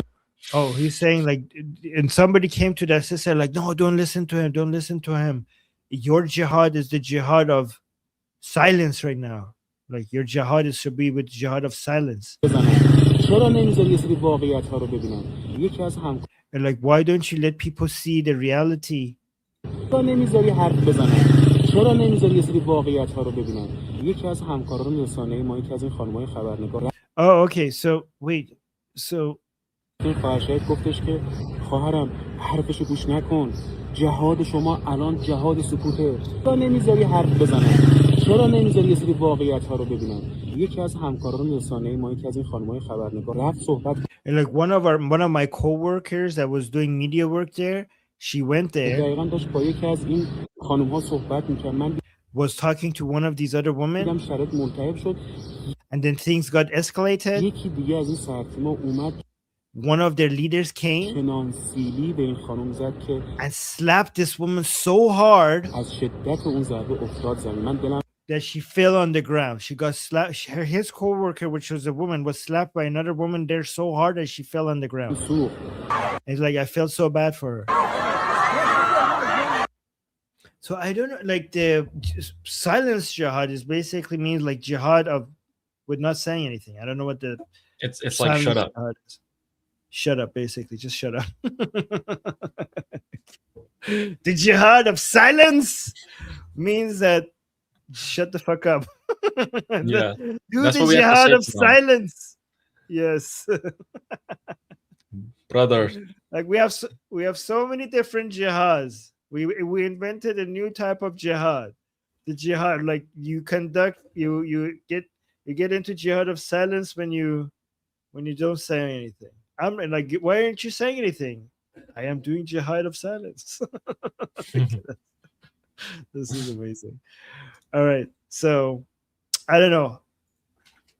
What do you guys think? Like, does this? I have so many videos like this, but I think like sometimes showing it to you guys will show you how crazy the infighting within the Islamic Republic is. This is approaching. I mean, I've never heard of a group of regime supporters coming out, protesting, and trying to share it all around. And then the police show up and they're like, you can't do this. And then they get into a physical fight. So is that video or the part where they're actually fighting, is that being like shared across social media? That's pretty big. Well, he recorded it, so this is getting shared. This video of I mean, him is this guy's a getting shared. retard. This guy's an absolute retard. First of all, guys, I mean, just look at him. But second, this guy's saying, look at these guys who are sharing this drivel, who are sharing these things that shouldn't be shared. But listen to me sharing it. But yeah, look at me. Look at my video sharing it. It's like, yeah. Oh yeah, you're like you what an shouldn't. idiot. That's actually because it's like we shouldn't be showing our divisions to our enemies to make him happy. And then now look, when he's talking about the enemy, he's talking about us. And now we're showing his video and we're happy over that. It's like you made us happy. And we're showing it to the enemies. He's such a yeah. He's like, oh my god, yeah, this is gonna get me the hose. This one's gonna get me the views. I'm so virtuous. So virtuous. I don't make content that will show our division. This is content that shows your division. Oh man. Ladies and gentlemen, the general room temperature IQ of regime supporters, day in, day out. Oh my god. And apparently these aren't even, I mean, this guy's probably grade 1 mentally ill. I can't wait to see the grade 2 and grade 3 people in a week. Yeah, and people are pointing out that the infighting is finally getting physical. We knew it was going to get there. Now we're waiting to see if it's going to get, similar to what they did to us in early January. At least a small. See if we're going to get some, small portion of that at some point. At some point. Yes, and exactly. And we talked about that. We were like, this is going to happen. The closer we get to Khamenei's funeral and during it and after, this is going to start happening more and more. God, we're so good at this. I mean, and Will know, yeah, he did say a woman. No, he said the officer. He said the officer slapped the woman so hard that she fell to the ground. That's what he said, right? Right. Yes. Yeah. Her coworker. Yeah. Let's get physical. Like, let's get physical. Okay. Oh my god. Oh yeah. This is great. We should promote this guy. This guy should post more things like this. Everyone go follow him. Make him think that he's getting a lot of followers and views and he keeps on making videos like this. Positive affirmation. Good idea. Oh, Ali, on the Persian show, we were thinking of making memes that is not like look like our memes, like not like anti-regime Iranian memes. we need to make memes that looks like it's made by the pro-regime, anti-MOU people, because these people are not good at memes. So we need to make their memes from them, like as good, nicely made Islamic memes that is fighting, that is very effectively spreading propaganda from an Islamic perspective, from a pro-supreme leadership, pro-aggressiveness against the Israelis and an American perspective against Ghalibaf. And then just put that on social media for these Durka jihadi people to use against the regime. Like, we should make their material for them. Something that could not be recognized that is made by us people who are against the regime. Like, it needs to be Durka approved. The immediate, I would love to do that, but my immediate problem with it is that how do I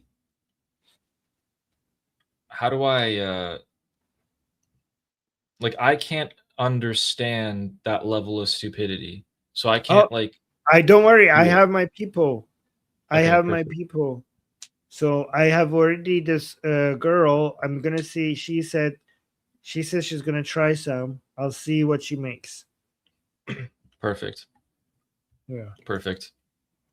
So yeah, causing more infighting. Yeah, guys, because here's the thing, on our Persian channel, with an Iranian audience, we actually come up with the best arguments for both sides of this fighting.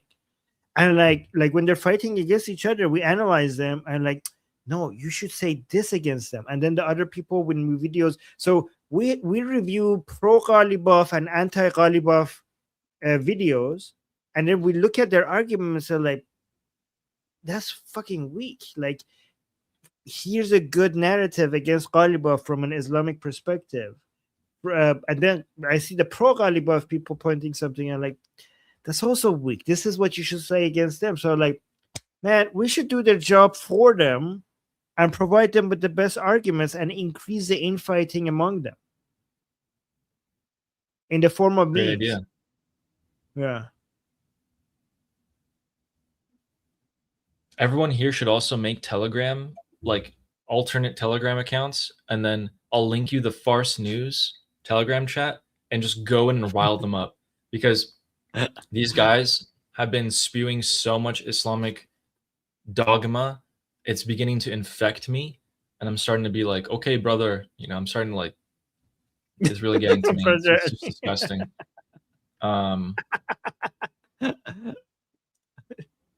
But yeah, so they started talking about the actual Strait of Hormuz stuff, which I got a couple of things like that.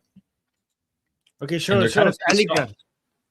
Yeah, they're really annoyed at the fact that things are happening. So basically, guys, this is the Islamic Republic's state media Telegram channel, where the supporters like politics and news so much that they come here to talk about it with each other. So there's a lot of interactions here. So this guy comes in, and they're waking up slowly but surely. They're starting to wake up amongst all of because it's a religious month right now. It's a huge religious month, and they just talk about religious stuff left, right, and center. But a lot of them are starting to wake up to the fact that they're losing the MOU.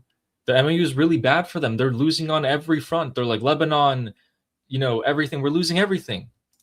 This guy's saying it's very interesting that America hits our drone and missile depots whenever it wants. Then the news comes out that we're going to negotiate again with them. And then nothing's wrong with it. Like, they just hit us and we keep on talking with them. Israel is still hitting Hezbollah, and we just keep on talking with them. Ghalibaf, what are you doing? Which side are you on? Ooh. It's a lot of stuff like that. Love this one. And Wait, let's read that one more time. No, that's too good. Read that one more time. It's good. Very interesting that America just hits our drone and missile depots whenever it wants. Israel is still hitting Hezbollah, and then the news comes that we're just going to talk to them again. Nothing's wrong with that. Ghalibaf, what are you doing? Which side are you on?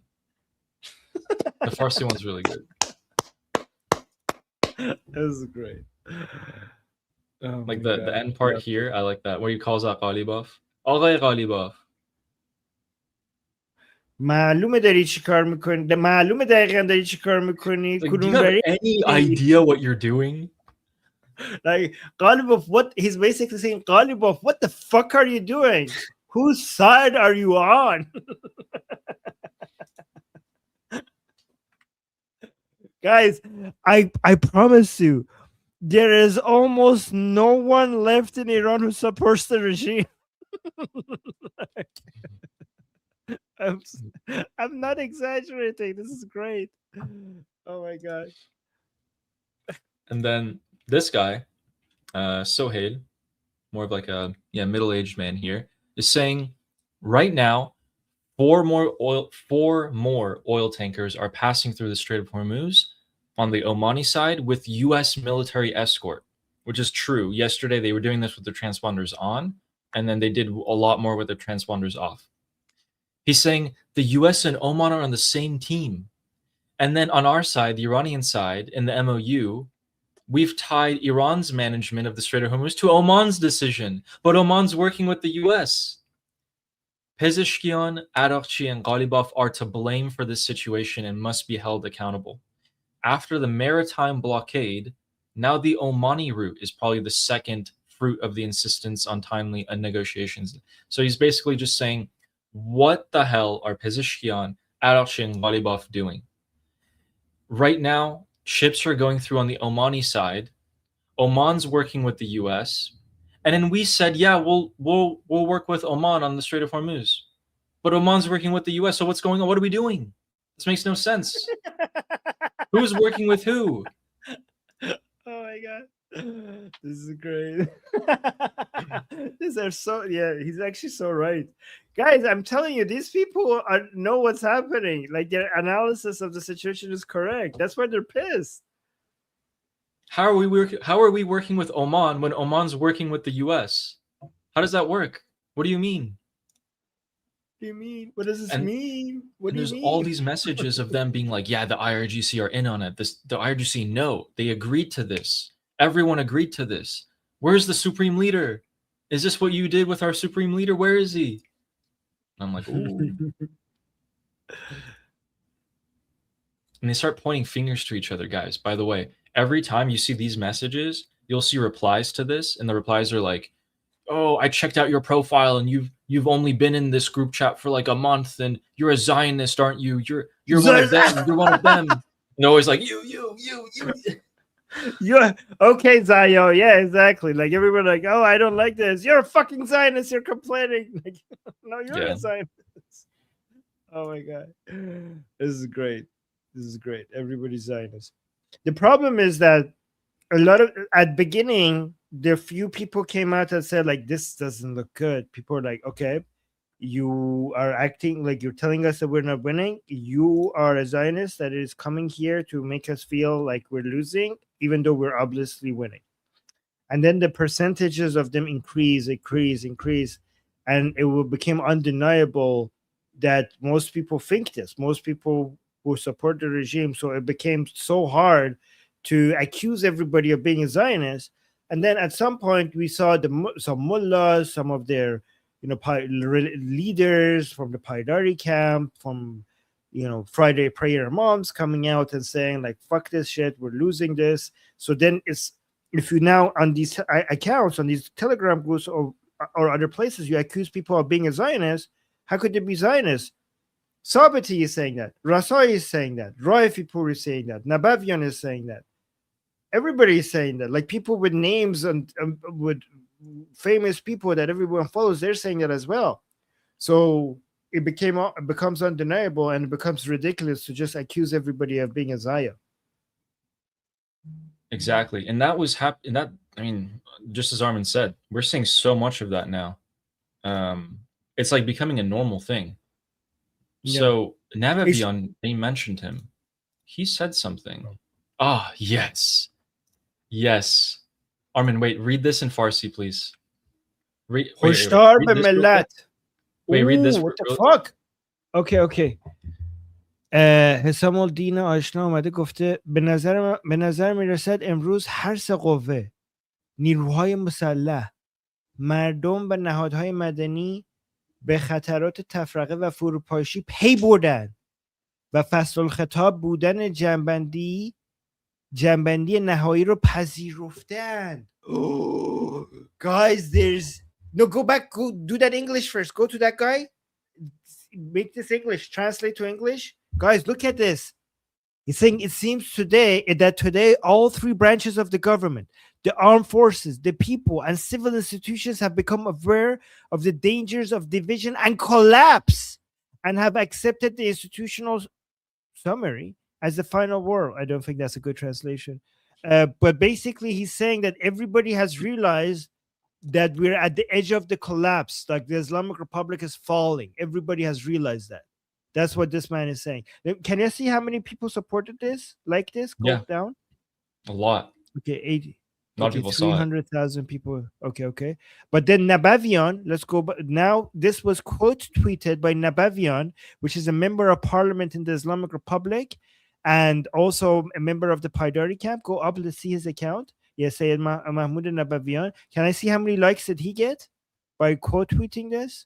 He got more views by quote tweeting it, but he got more likes, more views, more everything. Okay, he's saying هشدار به ملت آیا کودتای در راه است. Wow. Okay, translate. Warning to the people of Iran. Is a coup on the way? They're like, guys, wait, are we collapsing? Are we collapsing? Actually? Collapsing. Like, no shit. After the economy, what's been happening to it, you have 88.7% inflation. You have everyone at the top be eliminated in a single day. You're losing you're losing all your proxies, you're losing all the leverage you have because all the oil tankers in the Persian Gulf, that's all leverage. They're leaving. You're losing in your meaning. Are we collapsing? Guys, are we losing? Are we losing? By the way, guys, this calling this a coup, that is a direct accusation of treason to Ghalibaf by a member of parliament of the Islamic Republic. Not just any member of parliament. Tell them who Nabavian is. Nabavian is part of one of the most important people within the Paidari camp, and he was actually on the delegation team with Ghalibaf to Islamabad in the first rounds of negotiation with the United States. This guy is one of the most famous political members of the extreme Durka camp in the Islamic Republic. All of the super stubborn retards listen to this guy. He's the one who has somehow managed to get access to the Supreme Leader's secret letter detailing his views on the MOU and read it on state TV. And on state TV, they cut him off. And the state TV of the Islamic Republic sued him. The state TV of the Islamic Republic sued this member of parliament for coming on their show and reading the confidential secret letter of Mujtaba Khamenei live on air. You said too much. Yes. He was reading it. They're like, guys, look at this. The Supreme Leader is against the MOU. And then halfway through it, they cut him off and ended the show. And after the show ended, the state TV was suing him. Oh my God. Oh man. And he's one of the first people to be like, hey guys, this is not the way. This is bad for us. Let's not do this. And everyone was like, shut up. Oh, somebody in the chat saying, and what can Parliament do about any of this? Nothing, I do believe. Absolutely nothing. Legally, they can't do shit about it. They have zero power, but they have celebrities in the Parliament who are riling people up against Ghalibaf and Pezeshkian and the negotiating team. Parliament's not even open. It's been over 100 days that Parliament's closed. Ghalibaf, who was the head of Parliament, was just like, nope, we're not doing this. I want all the power for myself. You can't even show up. I'm closing the doors. I'm locking them. And that's it. You're done. Right, All you members of Rasai parliament. literally said we're gonna go at the gates of the parliament. I'm gonna stand there. We're like, let us in. Like, That's why they're saying it's a coup. yes, they're like they shut down the parliament because they're doing a coup. They don't want the voice of the. They're saying they do. So, by the way, guys, every time they see these people say people, they're talking about the regime supporters. They don't mean the rest of the Iran, the vast majority of the Iranian people. They're saying Ghalibaf has shut down the parliament to silence the voice of the people who are against the MOU. Here's the thing. With the signing of the MOU, if these guys, if the Islamic Republic banded together and they weren't completely power hungry and trying to one-up each other all the time, they would have actually regrouped and rebuilt themselves a little bit. But because everyone's trying to get power and one-up each other, which is not a new thing, ever since Ali Khamenei, who was in his late 80s, people were like, okay, he's going to pass away at some point in the near future, so we're going to have to do something. And they started plotting a few years ago. This is just the culmination of that. If these guys banded together, they would not be in this state. But because they're fighting each other and trying to like snatch power from each other, it's working perfectly. And that's what we were scared of, is like the MOU was creating the conditions that if they had banded together, there was a way for them to hold on to power for a little bit more. But we can see that the signs are starting to point towards the other direction. Okay, I'm gonna contact my meme maker in Iran. Let me see. I'm gonna tell her something. Let me send her a message right now. Okay, so I'm gonna send her this meme, and I'm gonna tell her, درود ببین میتونی اینو قیافش عوض بکنی سر رسایی رو بذاری روش دمت گرم. Okay, so I'm gonna tell her, I just told her if she can replace this man's head with Rasai, because he's like, oh, we should also put the parliament, like say Majlis or something here. Yeah. Oh, let me actually tell her. از هوش مصنوعی اگه تونستی استفاده کن و یه جوری هم بذار که مثلا معلوم باشه که این مجلسه. دمت گرم، مرسی. Okay, so I'm telling her to see if she can make a meme with this being Rasai trying to open the parliament, saying, let me in. Yeah, exactly this one. That would be a meme, a good meme. We are creating propaganda. We're fighting the good fight. Please submit your memes to our emails if you'd like to make any. Mm-hmm. We need to do propaganda. We need to use the Islamic Republic ways that they have been using against us for the past couple of decades against them. We need to create false opposition and go infiltrate inside them and increase their division. Absolutely. So with that, we have our super chats, and I have one last symbolic thing to show you guys. Kat Miowski, live OSINT feed, is saying, I'm only 87 subs away from monetizing, and I have a new mic. Woohoo!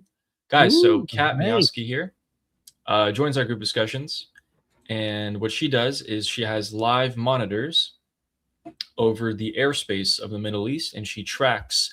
She knows like the numbers, the registration numbers of the different airlines and the military planes and what they're doing, where they're going, what they're up to.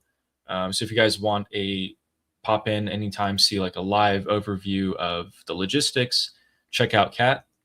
I'll put the link. I'll put the link in the chat. There it is. And Kat now said 10. Yes. Wait, 10 subs away or 10 super chats? No, 10. We got to our goal when she said that. Oh, we got confetti. Sweet. Oh, I did too. Thank you, guys. Wow. Yes. And yeah, there we go. And we have Effie saying, great job, guys. Thank you. Yeah, guys, I got it down. It only took me a month and a half, but I have the structure down. I'm like, okay, I'm going to talk about this at this time, then this, then group these together, grab things like that. People like the Alligrams, people like the Durka video, whatever, right? And the response to that is Cyrus calling me a twink. Wait, what does that even mean? I don't know, guys. I don't know. Oh, you didn't. It's not a yeah. But thank you, Effie, very much. Thank you very much. And Amir gifting 5 Liberty Politics memberships. So generous. Thank you, does Amir. this- Always. Amir does this all the always really time. Nail giver. Bunny, Mr. and Mrs. Claus do this all the time. Yes. Let's ship them.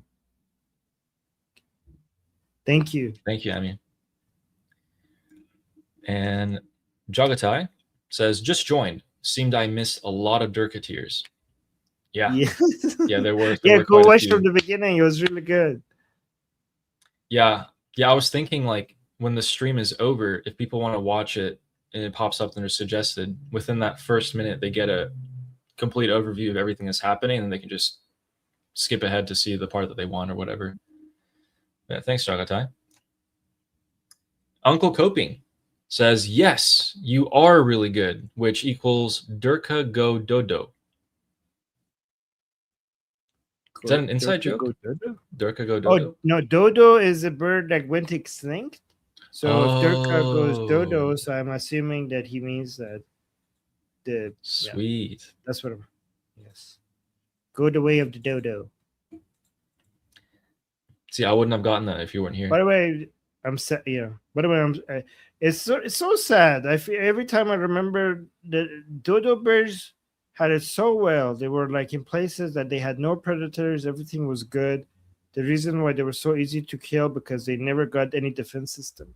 Life was good. Food was plenty. No predators. And then eventually, the humans arrived and they died. It was so easy to hunt them down because they weren't even running away because they had no predators. So you would just go grab them and they wouldn't run away. That is very sad, Okay. actually. Yeah. And thank you, Uncle. Fleshy saying, "Yeah, Aligrams." I know. I feel I have like Ali. mixed feelings about the "yeah" part, but yeah, No, it's okay. "Yeah, Aligrams." Yeah, you guys. Yeah, these guys are all Durka. Guys, I think Monkey is gonna go live soon. You right? Monkey, are you here? Monkey? Why is it not scheduled? It should be already scheduled. So people can see that you're going live soon. I don't know if it's gonna. I'm not seeing anything scheduled here. But I think I'll be on 30 hours after you guys leave. 30 hours? You mean 30 minutes? Oh, minutes. Okay, but you should be scheduled, but people should see on your homepage or live section that something is scheduled like a few hours before you go live.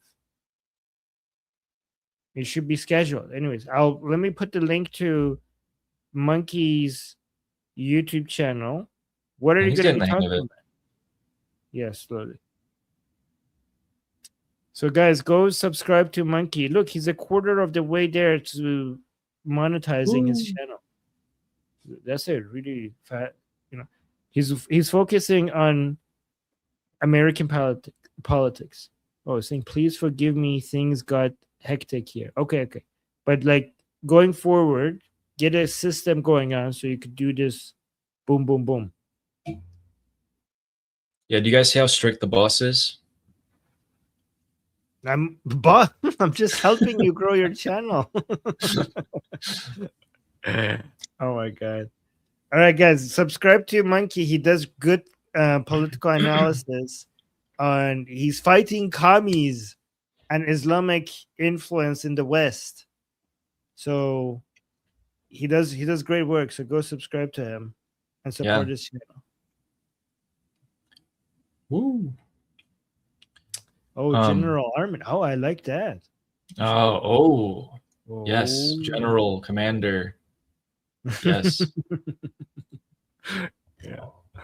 Guys, can someone put Armin in like a general uniform? Like, and we could do that, please.